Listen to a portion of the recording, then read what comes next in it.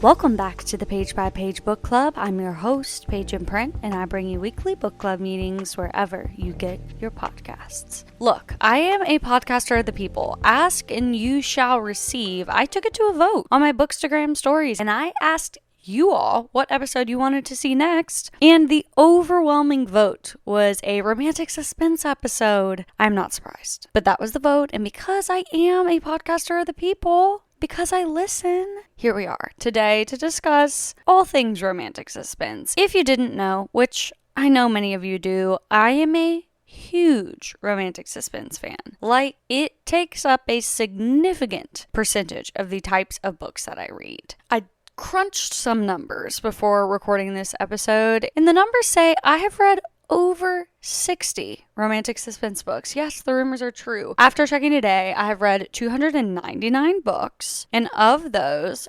approximately 20% of them are romantic suspense. So I'm not going to say I'm an expert, but I'm also not gonna say that I'm an expert. I mean, I'm a fan. I'm a connoisseur. What can I say? So yes, 20% of the books I read are romantic suspense. And if any of you at home are asking yourself, what is romantic suspense? I will enlighten you. The romantic suspense genre combines the romance genre with sort of a thriller suspense element to it. So each of these books has a strong romance storyline and a secondary strong suspense storyline. In some books, one might outweigh the other.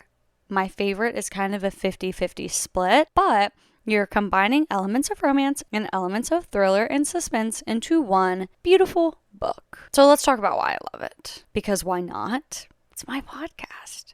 I'm going to talk about what I want.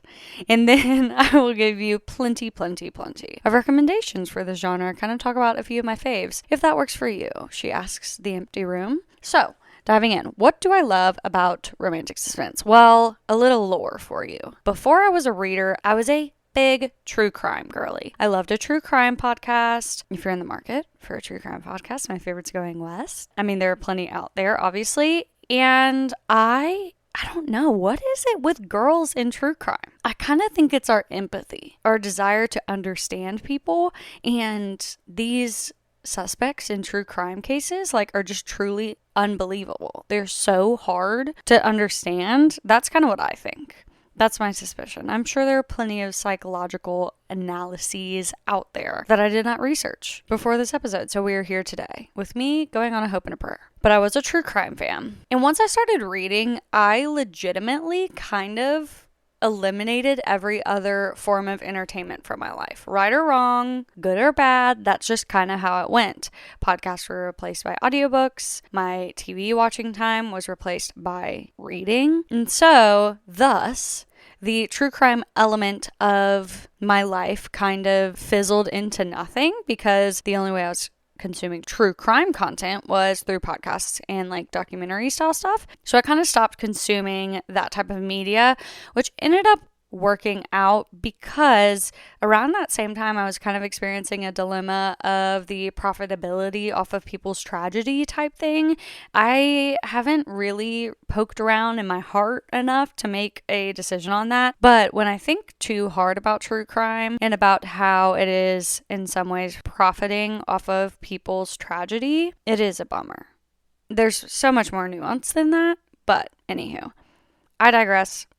That is not what we're discussing today. So it worked out that I stopped listening to true crime. But I think the piece of me that was fascinated by this was satiated by the romantic suspense genre. It kind of gave me an element of that crime, unsub psyche type thing. And I was like, oh, I'm in. Count me in. Buy me a ticket, put me on the train. So, what I like about the romantic suspense genre is it takes the pressure off of the couple to have a significant amount of conflict within their relationship. Now, I get that it's a romance book, and for it to be entertaining, there has to be a level of conflict and conflict resolution and all of that good stuff. But I don't love watching my favorite couple struggle always. But I would say as a reader, I do prefer the conflict to be outside of the couple. Like it's like us against the world, us against this one thing instead of me versus you. That's not to say I'll never read it or that I'll never like when that happens, but it's just kind of like my personal preference. I like reading that you and me versus the world type thing. And so I think the romantic suspense genre lends itself to that in every sense, because with a heavy suspense plot, there is always built-in conflict. And I love it. Now, do I have severe anxiety? Yes. Is the romantic suspense genre great for my anxiety? Probably not.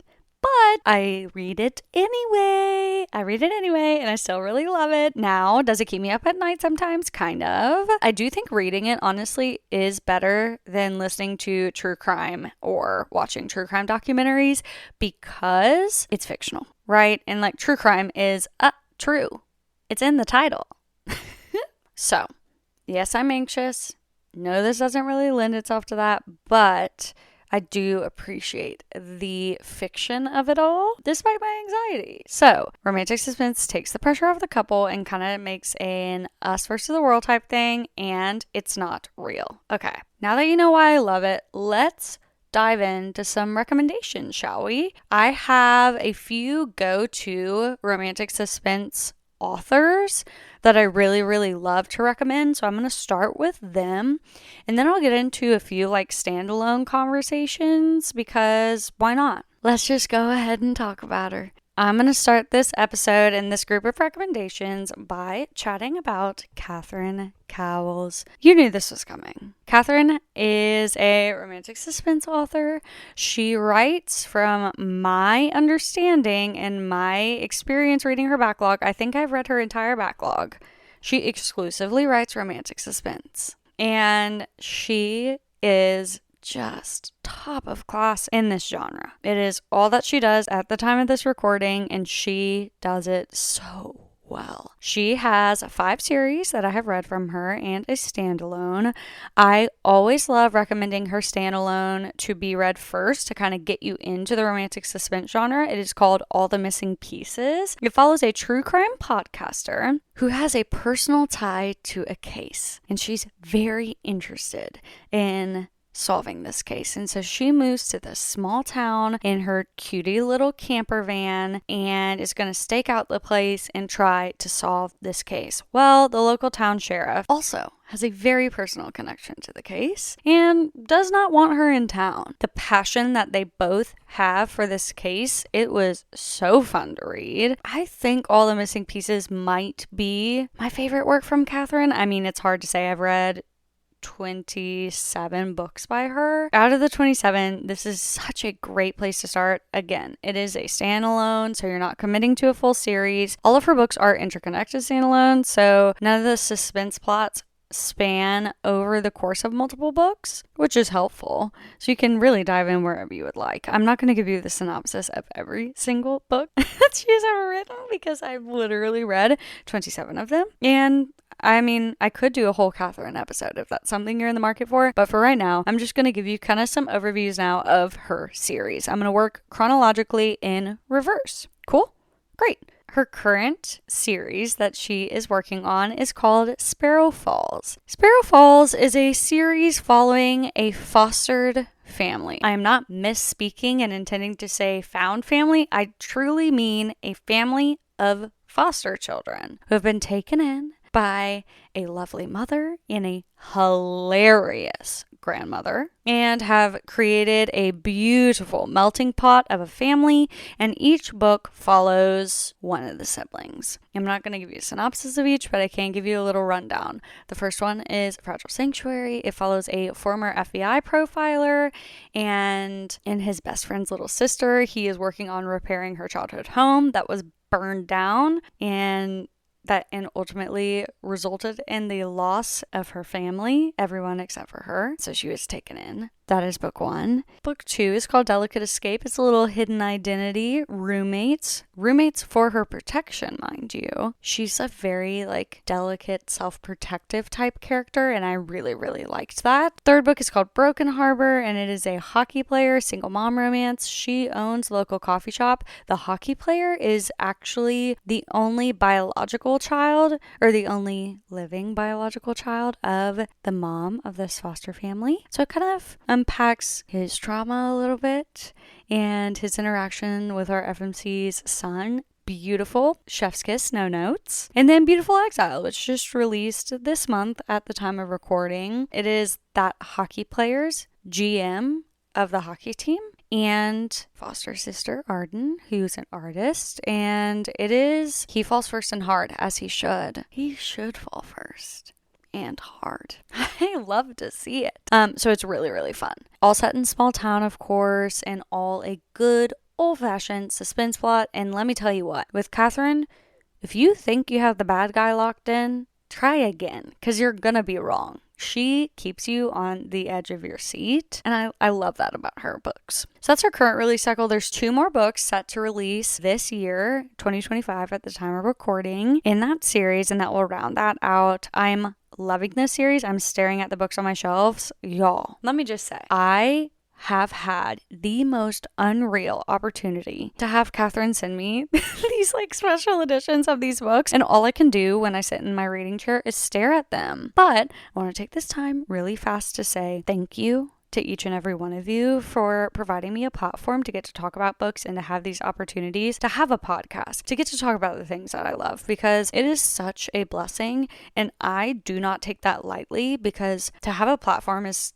a gift. And I get that, and I really, really appreciate your trust, your willingness to read the books I recommend, and the opportunity that you all give me to have these opportunities. So sorry for that little side quest. I really need to express my gratitude as often as I can, because this is such a gift to me. I will now digress. Moving back to Catherine's last series release, and a true Roman Empire series for me. Welcome to the Lost and Found series. This series follows a true family, a bunch of siblings, and their love stories. They are all on a search and rescue team out on the west coast of America. I know I have some international listeners, so hello to you all. Man, everything about this series to me is perfect.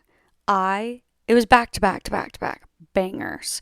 It has every trope you could ever possibly want in a romance book. It really does, between all 5 of these books. And it starts with a second chance, and then it's friends to lovers, and it's friends to enemies to lovers, and then like a single mom, town recluse type thing, grumpy sunshine, and then a single dad nanny romance. So if you like the trope, the Lost and Found series is going to have it. If you like a type of MMC, the Lost and Found series is going to have it. You want the quiet, broody guy? I have it for you. You want the funny guy? No problem. You want the billionaire? Sure. You want the town sheriff? I got it. Like, it has everything you could possibly want. So, very fascinating. I truly could not recommend that series more. If you were to only pick one series from Catherine to read, I would suggest it be the Lost and Found series. I'm that obsessed with it. I love everything about it. Tattered and Torn series. This is such a unique series. Oh my gosh. It's about another family, but unlike the Hartley family, who we're following in the Lost and Found series, this family is quite dysfunctional due to their youngest daughter's kidnapping and the way that impacted their entire family. That youngest daughter's book is the 5th book in that series, and it's my favorite. I love her, and it's just so interesting. So the first book follows the daughter of the kidnapper and the brother of the girl who was kidnapped. So he hates her. She hasn't been in town in years and has returned to town, and he's like, what are you doing here? And they ultimately, of course, form an unlikely relationship. So it's really interesting. But her dad was a part of an extremist group. I don't want to use the C word, but dare I say cult? A very extreme, doomsday, odd extremist group, right?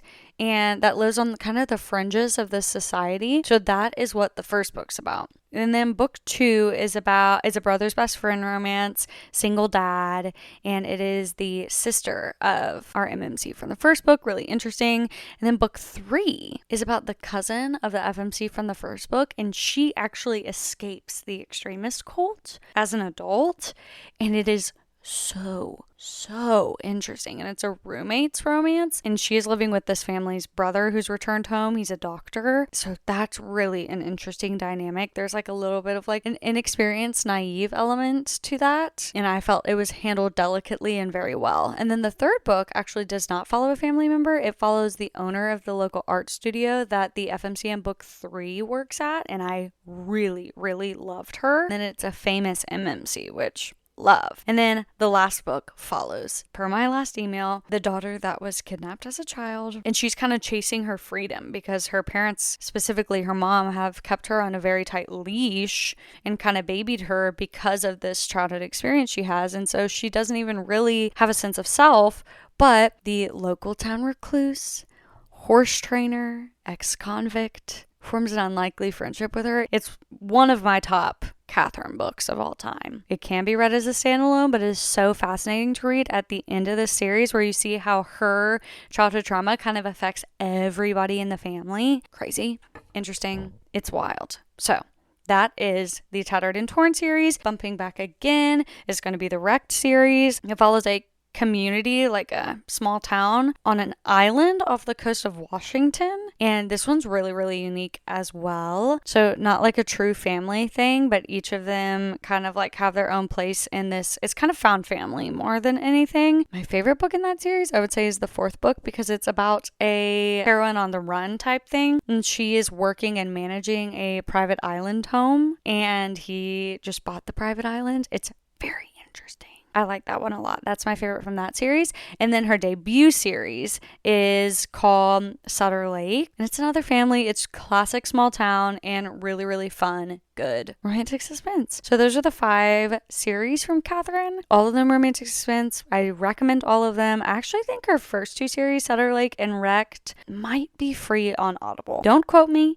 At the time of recording, it is. So if you want to check it out, you absolutely can. Again, my favorite is definitely Lost and Found, and then Tattered and Torn and Sparrow Falls are like neck and neck after that. So that's that. That's a little Catherine. And so I wrapped up Catherine's backlog. Here's what actually happened. Sorry. I read Lost and Found, and then I went back and read Tattered and Torn, because at the time, Lost and Found actually wasn't even finished. The 5th book was forthcoming. And Catherine had posted on her Instagram story about her favorite romantic suspense books, and she recommended a book called There With You by Samantha Young. And so I was like, well, if Catherine says it's good, I'm going to read it. So that is what introduced me to Samantha Young. Samantha Young is a Scottish author, yes, and she writes all kinds of stories, mostly set in Scotland. Her 2 series, the first is called the Adair Family, the second is the Highland series, is some of my favorite romantic suspense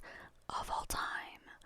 I talk about it all the time on the internet, so those of you who've been around for a long time, this episode is going to be slightly repetitive for you. But when you love something, you talk about it over and over and over again. So here I am. I do recommend reading the Adair Family series before you read the Highland series, because you get to see the Adairs in the Highland series, which is really fun. Both series are set in a small Scottish Highlands town called Ardnach, more specifically set on the Ardnach estate. The Ardnach estate is the Adair family's childhood home. It's a big, think like Scottish castle. And Lachlan, one of the Adair brothers, has purchased this home, their childhood home, and turned it into a luxury estate for the film and television industry. He's a retired actor, and it is just fascinating. The whole thing. The setting is beautiful. I cried when this world came to an end. I was just so sad.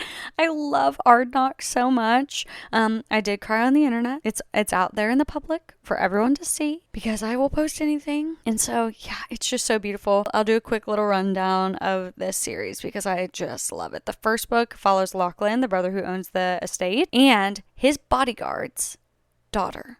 His bodyguard had his daughter when he was 16 and ended up due to circumstances that you find out about, moving overseas with Lachlan. And so our FMC Robin goes to Scotland to kind of like try to rekindle a relationship with her father, and then kind of gets involved with Lachlan because he has a stalker and all of these things are happening. And then her dad is attacked, and she is a retired police officer after unfortunately being shot in the line of duty and recovering. So she has since retired, and so she's like, you know what, I'll take on your case because now this has involved my dad, and he kind of wants her to have nothing to do with it. It's tension, it's angsty, it's hate to love, so good. So that's the first book. And then the second book follows her sister and his brother, age gap, single dad nanny.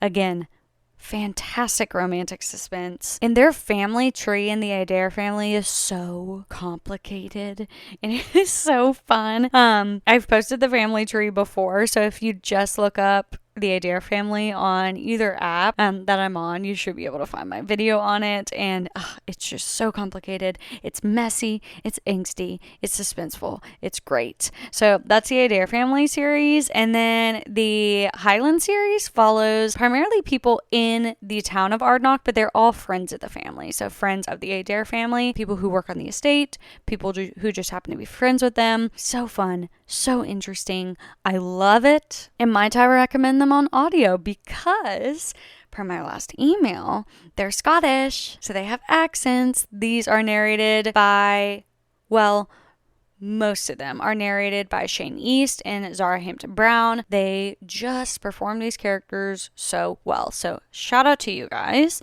XOXO. And then also a little fun fact, my mom is a huge Samantha Young fan. She has read more Samantha Young books than I have, which is so wild. I think I have read like 18 Samantha Young books, and my mom totally has me beat, and I love that. So those are Samantha's 2 romantic suspense series. Fall of 2025, she's releasing a brand new series. I think it's in the Scottish Isles, so I'm really excited about that one. But in the meantime, she has a great extensive backlog. She has just some contemporary romance. Right now, at the time of recording, she has her werewolf romances are kind of going a little viral on TikTok. So that's kind of fun if you're an Omegaverse fan. So yeah, that is Samantha. Doing a little wraparound here, my favorite entry-level romantic suspense series is The Edens by Devony Perry. It is kind of a good bridge and gateway for romance readers who kind of just want to dip their toes into suspense. There's still plenty of suspense in this series. I would say the romance plots outweigh the suspense plots a bit in this series. So,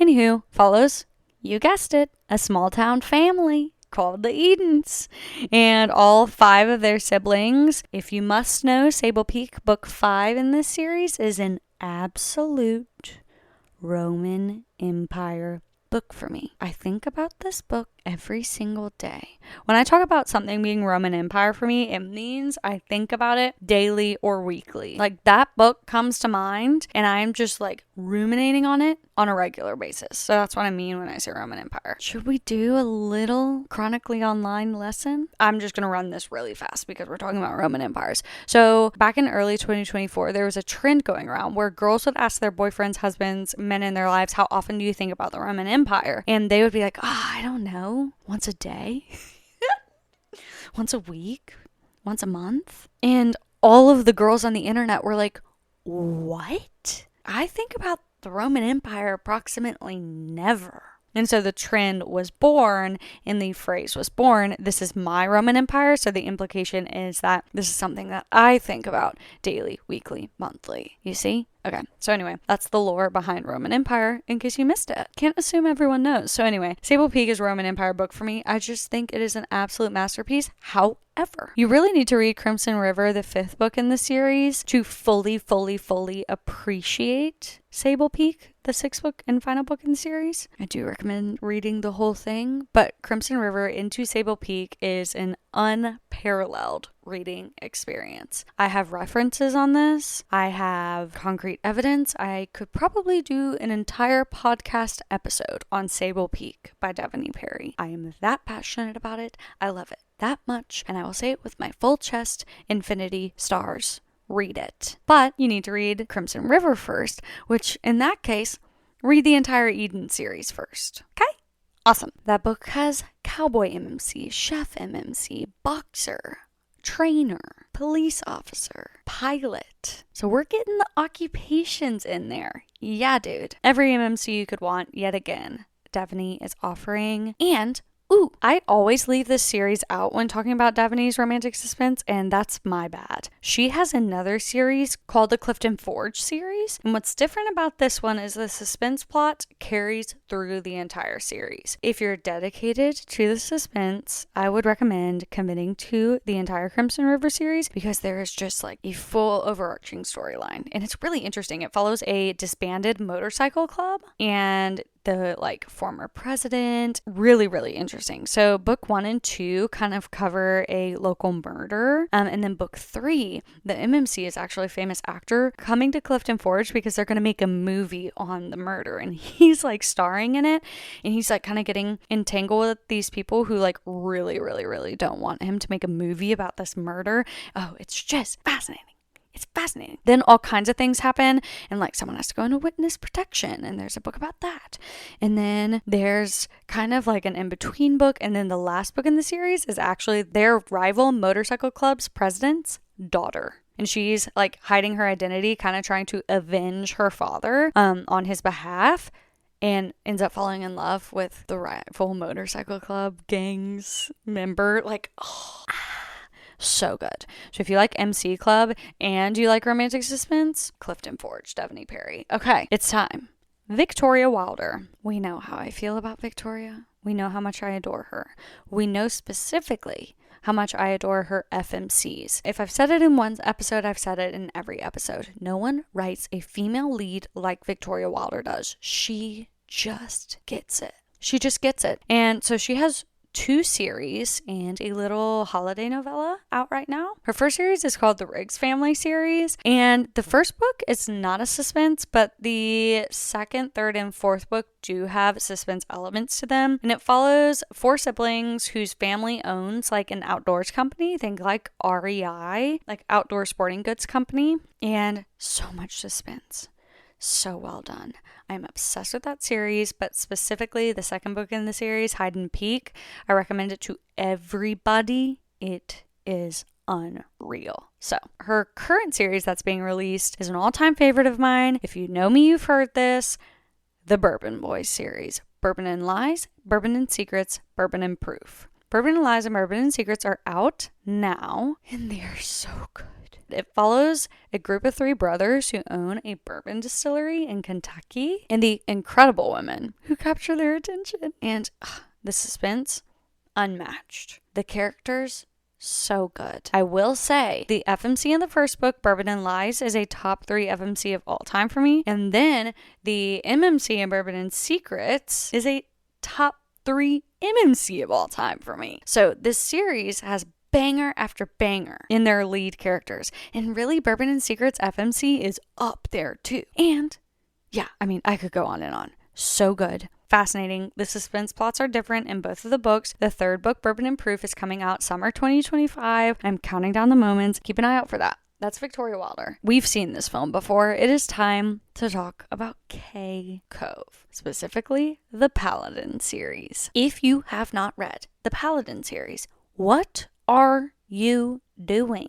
For real. If you want your mind to be blown by a plot, you need to read the Paladin series. It's a series about a group of assassins who are charged with eliminating evil people from this world. So it's the lesser of 2 evils to eliminate one person to save the many. The first book is about an assassin in this organization's new like HR girl essentially, and they're absolute complete and utter opposites. The suspense is so good. It's called Whistleblower, and she's a whistleblower for a large tech company because they're selling user data to very, very, very dangerous groups. She can't get a job in the tech industry, and so she's offered a job in human resources and like human organization for this assassin group. It's fascinating. The way K Cove's mind thinks is unreal. And then book 2 is called Tattletale, and it is a best friends, enemies, lovers. Yeah. So good. They're both assassins. It starts out, they finally confess their feelings for each other. Literally. That's how the book starts. It's like you saw them be best friends and how much they loved each other in the first book. And then in the second book, early on, they're like, but I love you. And then she admits that she's about to do something that will get her killed. No two ways about it. And so he tattletales on her. The book's called Tattletale, and he tells on her to the higher up in this group, and she cannot forgive him for snitching. And so she goes undercover, and our MMC is so jealous. Like, guys, so good. I don't want to tell you anything more because I don't want to give it away. I really love that one. Let's talk about Corinne Michaels now. Corinne has a few romantic suspense books that I'm actually in the middle of reading right now. I'm currently reading Help Me Remember, so I'm going to be talking about that in my March wrap-up and April release radar episode. I'm absolutely loving it, and this is yet another series where the suspense plot carries through for the entire series. So I'm really, really looking forward to continuing on with that one. But her most recent release, called Here and Now, is a romantic suspense book. It is a heroine single mom on the run, hidden identity, and the MMC is former military, and their dynamic is fascinating. I really, really, really love that book. So if you want an interconnected standalone, can totally be read as a standalone. That would be a really, really good one for you. And then Sarah A. Bailey, the second book in the Pacific Shore series. Y'all know how obsessed I am with this series. Do you hear me? Have I not made myself clear about how much I love the Pacific Shore series? If you have not read it, stop listening to this podcast and go read it. What are you doing? Please. I'm begging you. Anywho, I digress. The second book in that series, called Wicked and Wildflower, has a really, really interesting suspense plot as well. It can be read as a standalone. However, read Heathen and Honeysuckle too. You'll thank me later. But I really like the suspense plot in that one. So that's kind of a standalone little moment there. From Sarah A. Bailey, Fireline by Maggie Gates is the third book in the Griffith Brothers series. Again, can be read as a standalone. And this is true contemporary enemies to lovers. She punches him in the face. She punches him in the face. Yeah, it's that kind of enemies to lovers. It's that serious. She's not playing around. And it ultimately does result in her showing up on his doorstep in the middle of the storm saying, I had nowhere else to go. I sound really happy. But it's awesome. Because a romance reader, you're like, yes. So anyway, really love that moment. Fun, funky, fresh. Molly Gowen's first book, called Feel It All, has a little suspense moment in that. And her dad is the police chief and the MMC is a police officer. So it's kind of like a boss's daughter type thing. It's really, really like you're sitting there being like, what's going to happen? Because slight spoilers for Feel It All by Molly Gowen's. But they're amidst a third act breakup, right? And she goes missing. And her dad is like, do not go looking for her. Hey, he's gonna go looking for her. What do you take him for, a fool? He's gonna be looking for her. So anyway, love that little moment. And then I think the last little standalone romantic suspense that I'm gonna chat about is called His Greatest Muse by Hannah Cowan. And this is a Morley Gray rock star romance. Yeah. And our FMC is a boxer and she has a stalker. And he handles that situation. I'll tell you that much. He handles that. MMC Noah Hutton. Can we get a hey for Noah Hutton? Hey. Oh my gosh. Is it hot in here? Everyone who reads Noah Hutton loves Noah Hutton. So I'm trying to think of if there's anything more I want to add. Any other books? I'm kind of looking around at my shelves here. I will say Lena Hendricks has 2 series set in the same town, kind of similar to the Ardnock situation. It's called the King Family and the Sullivan Family series. And it's fascinating because the Kings and the Sullivans are like rival families and you kind of get to watch that rivalry unfold. But the King Family series has a small suspense element throughout all of the books that you are uncovering. And I'm really, really loving that. That is still ongoing. So loving it. Okay, great. I think that's going to wrap it up for our little chit chat about romantic suspense. I hope it's okay that I'm like giving recommendations on the podcast. This is kind of like a little recommendation pod. But if you want me to like talk at length about other things, like please don't hesitate to reach out to me, message me, being like, well, be kind. Be kind with your feedback. But if you're like, I would rather you talk about this or that or whatever, totally fine. I would love your feedback. See, because remember, we started this episode by saying, I'm a podcaster of the people. What you say, I'll do. So I think that's going to wrap me up for today. What is your favorite romantic suspense? I know that there's a whole world of romantic suspense that I have yet to be able to read, but there are 24 hours in a day, and if you know me, you know I'm using every last one of those hours. So I'm reading as fast as I can, but if you have an absolute standout favorite, please holler, send it my way, because I would love to know. Authors, thank you for everything you do. Thank you for writing these stories. If you are listening to this, I'm forever grateful to have the opportunity to read your work, because without books, I wouldn't have things to talk about. So, love you, XOXO. And yeah, thank you as always for spending a little bit of your time today with me, and I will see you in the next one.